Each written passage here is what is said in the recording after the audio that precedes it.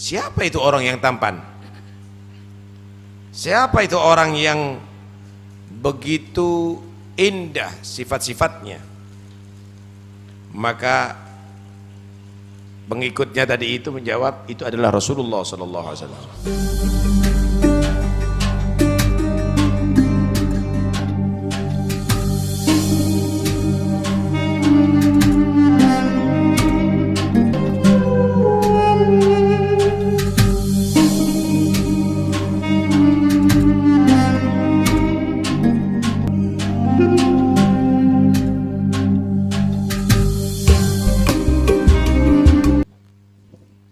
Sedikit menceritakan daripada apa yang diceritakan oleh yang ada di kitab ini. Diceritakan bahwa dari seorang yang bernama Abdul Wahid bin Ismail menceritakan ada di Mesir ada seseorang yang dia tadi itu seorang muslim ya, membuat acara maulid dengan acara yang sangat meriah. Tetangganya adalah orang Yahudi. Istri daripada Yahudi tadi itu menghibah, membicarakan tentang tetangganya tadi itu. Kenapa orang ini ya kok banyak mengeluarkan biaya ada di bulan ini, dan itu setiap tahun. Maka coba yang rame, si suaminya mengatakan, menjawab, ya, karena dia mengaku bahwa nabinya lahir ada di bulan ini. Karena itu dia melakukan acara ini dengan meriah sebagai bentuk kebahagiaan, memuliakan untuk kelahiran nabinya. Dua orang tadi itu akhirnya diam. Ketika malam hari, maka istri daripada si Yahudi tadi itu bermimpi melihat seseorang yang tampan sekali, berwibawa, masuk ke rumah tetangganya muslim tadi itu. Kemudian diantarkan, dikawal oleh beberapa orang daripada sahabatnya yang sangat mengagungkan dan menghormati. Maka si istri tadi itu penasaran, ini siapa ini orang? Dalam mimpinya itu tanya kepada salah satu sahabat-sahabatnya atau pengikutnya, siapa itu orang yang tampan? Siapa itu orang yang begitu indah sifat-sifatnya?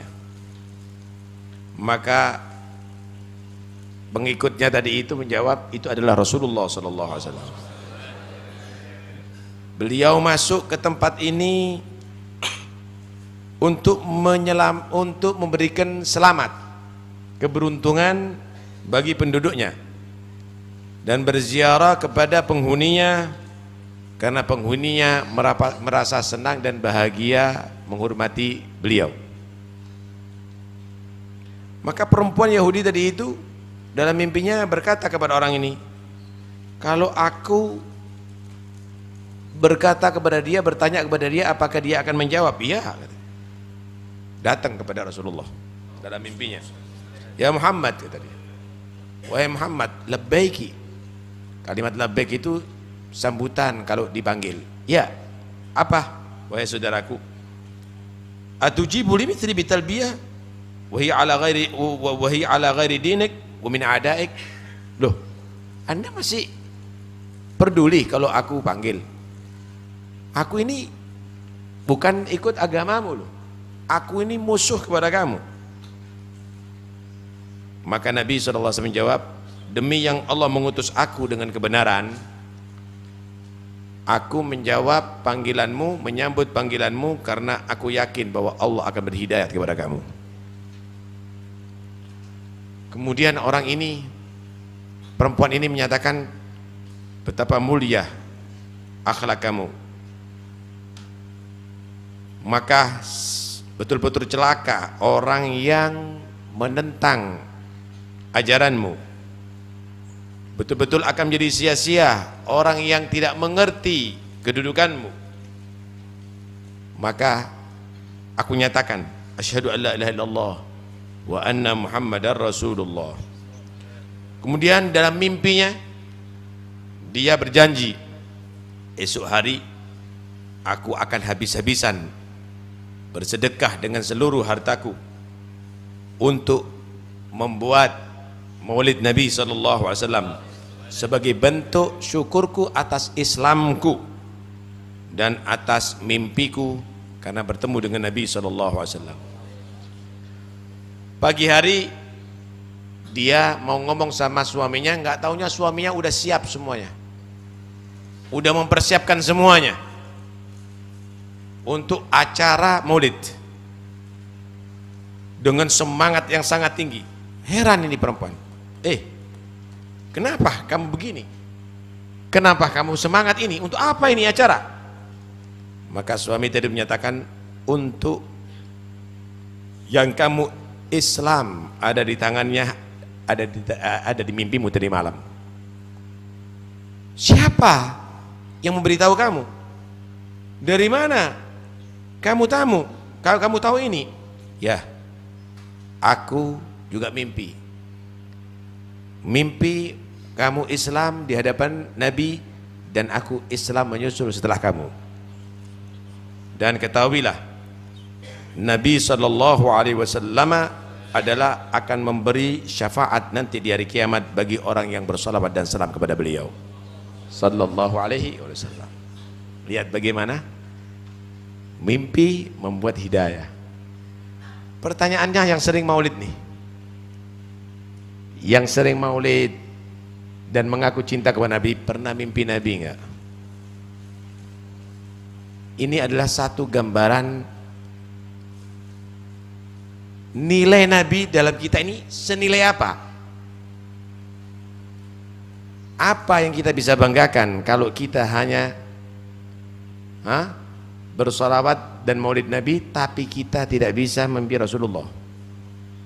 Karena itu berusahalah untuk dekat dengan Nabi, berusahalah untuk dengan Nabi. Dan mimpi kepada Nabi itu adalah satu lambang sebentar lagi akan bertemu dengan Nabi. Karena Nabi menyatakan, man ra'ani fil manam fasayarani fil yaqadhah.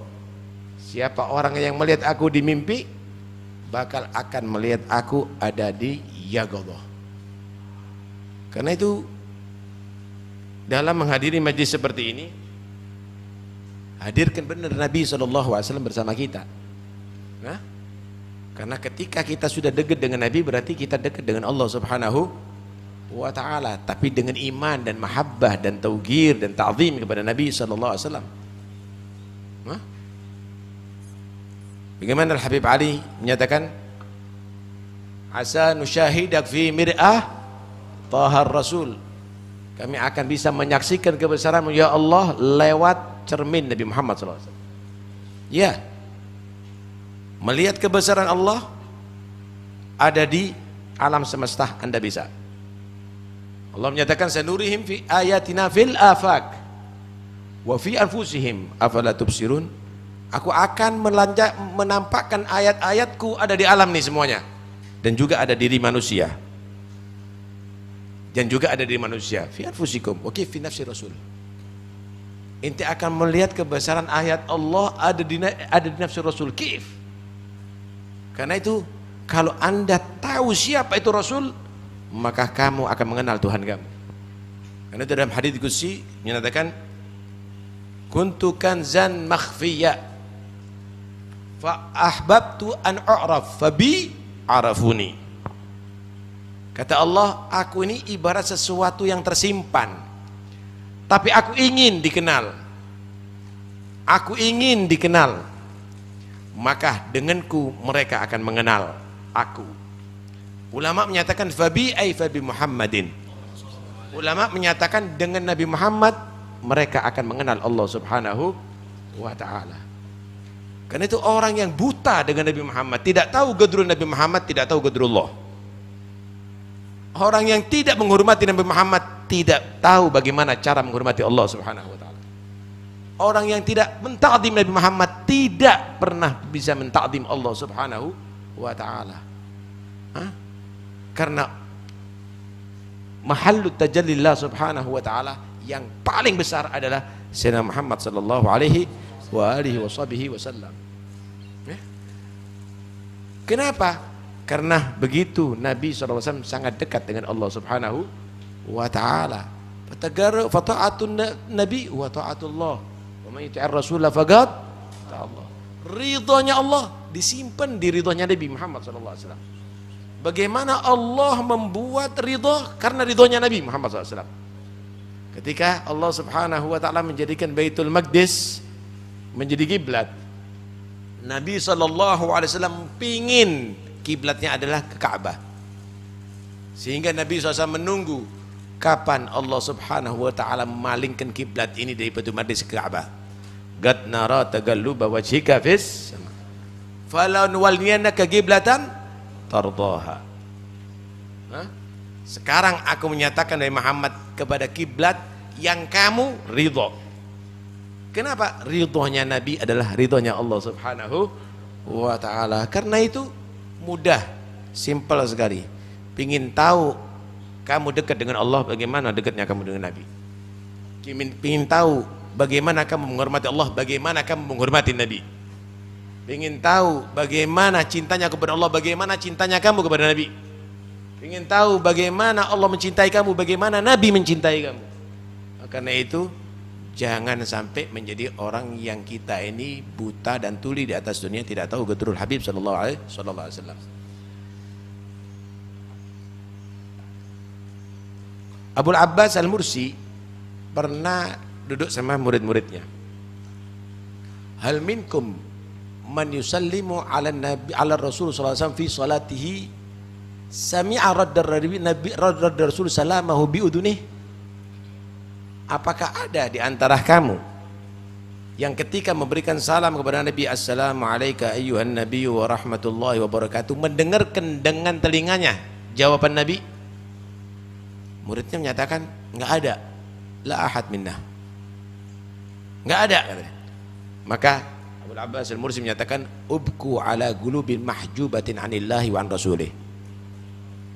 Kamu silahkan banyak menangis sekarang, tangisi hati kamu yang terhijab dari Allah dan terhijab dari Rasulullah. Apa yang menghijab? Hubbud dunia ya ikhwani, hubbur riyasa ya ikhwani. Apa yang menghijab? Syahwat ya ikhwani. Apa yang menghijab? Ma'asi ya ikhwani. Karena sebetulnya Nabi tidak jauh daripada kita. Wa'lamu anna fikum Rasulullah, wa'lamu anna fikum Rasulullah. Nabi tahu persis dengan kita, tahu persis. Wa qul i'malu fasyarallahu amalakum wa rasuluhu wal mu'minun. Nabi tahu persis dengan kita dan Nabi tidak pernah jauh daripada kita. Wa fikum Rasulullah. Kita dididik dalam sholat salam langsung sama Nabi, assalamualaikum ayyuhan nabi wa rahmatullahi wa barakatuh. Kita cuma mahjub sehingga kita tidak mengetahui bahwa Nabi selalu bersama kita. Kenapa? Rahmatnya Nabi selalu bersama kita, syafaqatuhu, syafaqatnya Nabi bersama kita, riayatuhu bersama kita sampai ada di akhirat ya ikhwani. Karena itu ayo kita sadari itu semuanya satu hal yang sangat istimewa, yaitu bahwa kita punya Allah dan kita punya Muhammad Rasulullah. Jaga itu semuanya, jangan dinodai cinta kepada Allah dan Rasul dengan syahwat kamu, dengan dunia kamu, dengan maasi kamu. Dan sekarang dawakat taubatak ya al-asidah batatub, dawakat taubatak ya syarididah bataub. Sekarang saatnya di maulid. Kalau mau bertobat ya sekarang ini saatnya. Kalau mau kembali kepada Allah ya saat ini sekarang. Kalau kepingin dekat dengan Rasulullah ya saat ini sekarang. Mudah-mudahan insyaallah kita semuanya menjadi orang yang beruntung yang bisa ketemu dengan Nabi manaman wa yaqadhah insyaallah fid dunya wa fil barzah wa fil akhirah. Amin ya rabbal alamin.